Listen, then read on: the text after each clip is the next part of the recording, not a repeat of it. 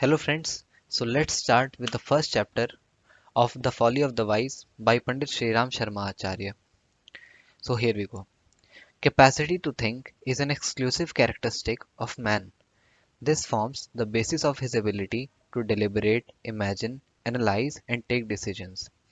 The ability of other living organisms to think is confined to food, survival and procreation. They cannot think beyond this on topics like better lifestyles, world order, or the future of civilization, etc. Off and on, some of them can be seen vying for a larger share and attacking each other on account of conflicts, but that is about all. They somehow expend their lives and die in due course. Man has been endowed with the capacity to think. He is capable of learning from his past experiences, making effort to meet his current needs and making the future more comfortable and pleasant. He attempts to follow traditions and rules that govern ethics, religion, and society. Cooperation is his other special characteristic on basis of which he works for mutual benefit and does what is needed for development and enhancement of comforts and happiness.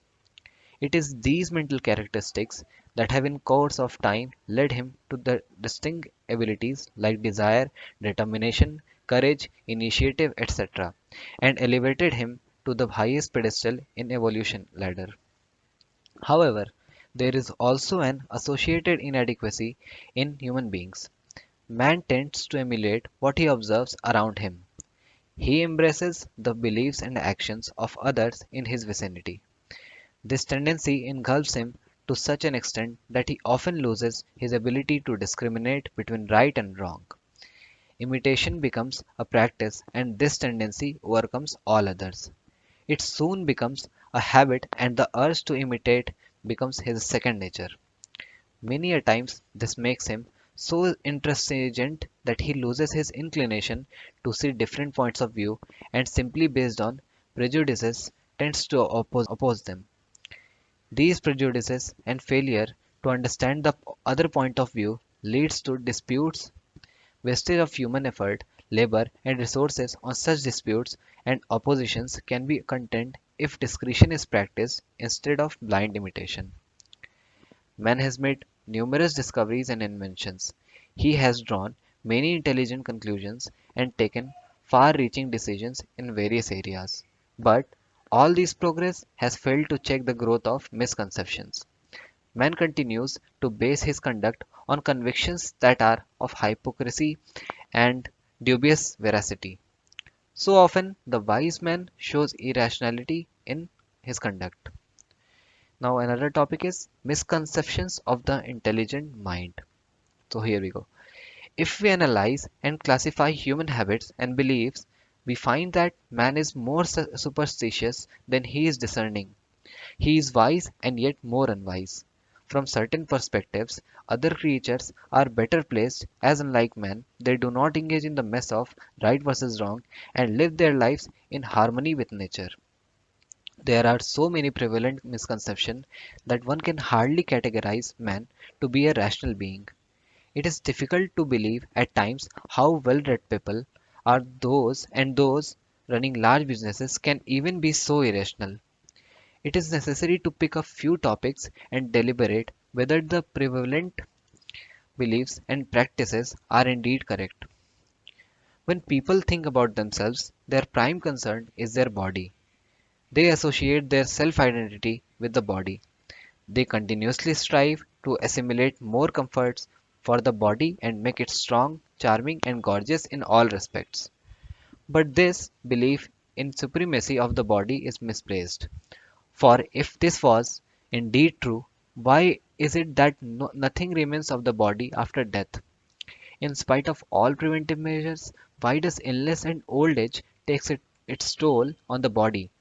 How do some people retain memories of an earlier birth?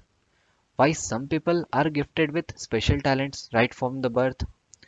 Why even congenital twins brought up in the same ambience by same parents have altogether opposite natures and personalities? Answers to all these questions lie in the fact that body and soul are two distinct entities. Both mingle along well, and it is also seen that upon separation, the existence of both gets concealed from normal perception. That body and soul are separate entities is an absolute fact. Unfortunately, most people either do not accept it or are unmindful of this distinction. Otherwise, they would not have been wasting all their time in pursuit of pleasures linked with the body. Attention would have also been paid to the responsibilities associated with development of the soul. Such lifestyles would have been adopted that would have liberated not only self but also others. Driven by sensual passions and false pride, man has instead been treading the road to decadence. Had there been the realization that youth is the time for striving to rise to higher planes, why would anyone have spent those days in wasteful pursuits? Why wouldn't he have rather utilized these days better and lived an ideal life? Why wouldn't his life have been a model for others to follow? The confused perceptions about associating self with the body and not the soul is what leads to the situation where hardly anyone lives a life that can stand the test of ideals. It is usually too late by the time one clears this perception and realizes that the life which he had been living was misled or was a sheer wastage of a rare, precious opportunity. Now, another topic, mighty enemy in nearest vicinity. Here we go. One vice associated with human life is gluttony. Every living organisms take food in natural raw form. No organism spices up its food by cooking, roasting, frying, adding spices or sugar, etc. Man learned the art of cooking, preparing delectable meals, and in the name of taste, started eating all that was unworthy of consumption. This gave rise to numerous disorders of digestive systems, many diseases, and the reduction in the lifespan. Instead of indulging in this vice, if proper vegetarian food habits were adopted, then consumption of food could have been cut down to half. Even the expenses and effort spent in cooking could have been saved. Digestive disorders could have been avoided, energies could have been conserved, and opportunity could have been created for living a longer life. But man prefers to be a slave to this vice. He keeps indulging in gluttony and invites weakness and ultimately death. What else could one call this behavior but imprudence? People live in houses, but they do not care to construct them in a way that it is properly ventilated and sunlight can reach all corners. A simple hut makes sufficient provision for elementary human needs, but it is seen that people who have riches instead prefer to live in huge, overfurnished houses lighted with artificial lights and kept closed for air conditioning. Their avarice and grabbing of land deprives millions of others of even bare minimum space of living. Those who can afford adequate space too often live in houses that, especially in the urban areas, are dark and suffocating. As a result, they live in houses that are rotting with seepage, bearing children, and accumulating filth around them.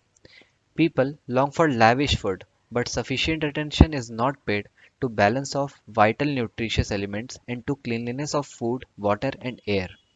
Not only the external atmospheric pollution, people's own houses, rooting and eating habits too causes serious damage to their health. Had many lived in harmony with nature, had he not adopted abnormal diet, had he not restrained his exposure to clean air and sunlight, he could have avoided the torture resulting from varieties of health hazards. Diseases are disconcerting as they bring along several hardships like physical pain, loss of working hours, increased load of expenses, inconvenience to other members of the family, chances of infecting others, etc. Good health is natural. It is God's blessing that He has granted to all the living organisms of His creation. Man is the only unfortunate creature to have taken undesirable steps of breaking nature's discipline and inviting hosts of diseases. It is said that one bears the fruit of one's karma after death. While this may be true for other actions, but disobeying nature in one's lifestyle is a sin that certainly invites punishment in this life itself. Intoxication is another sort of defiance against nature. Those addicted to tobacco, cannabis, opium, alcohol, etc. enfeeble themselves, fritter away their money, jeopardize the future of their family members, suffer humiliation, and eventually become victims of diseases like cancer, etc. They feel uncomfortable themselves and live a neglected and humiliating life of a criminal amongst their friends and relatives as well. In spite of the awareness about all that has been said so far, people neglect the laws of nature. Is this their wisdom or their folly? Other living organisms do become victims of divine demure but can never be disgraced for treading the wrong path. But the man's deeds seems to suggest that he has deliberately adopted this defiant position against nature. In such a situation, it surely raises a question mark on his sagacity. Failure to understand the importance, nature, and meaning of life and training this supreme resource for disdainful purpose also has far reaching consequences. Precious life is exhausted on futile tasks. Moreover, the burden of sins resulting from the misdeeds, that is, triggered by ego, selfishness, and avarice, gets piled up. Consequently, one suffers the penalty of a downfall and eventual collapse in this life and beyond.